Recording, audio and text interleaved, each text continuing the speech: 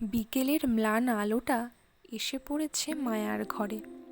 মায়া এদিকে সেই ঘরে একটি আয়না হাতে বসে আছে। আয়নাটা বেশ পুরনো। কপালের টিপটা ঠিক করার সময় মায়া আজ যেন এক অন্য মায়াকে দেখছে।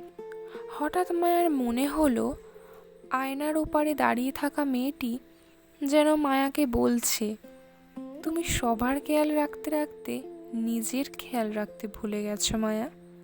জীবনের ব্যস্ততা, দায়িত্ব আর সময়ের চাকা কিভাবে যে তোমাকে নিজের কথা ভুলিয়ে দিয়েছে তুমি তার টেরও পাওনি। আয়নার সেই মেয়েটি আর কেউই নয়, মায়া নিজেই, যাকে এতদিন সে অবহেলা করেছে। আর আজ থেকে আবার নিজেকে ভালোবাসার প্রতিজ্ঞা করলো মায়া।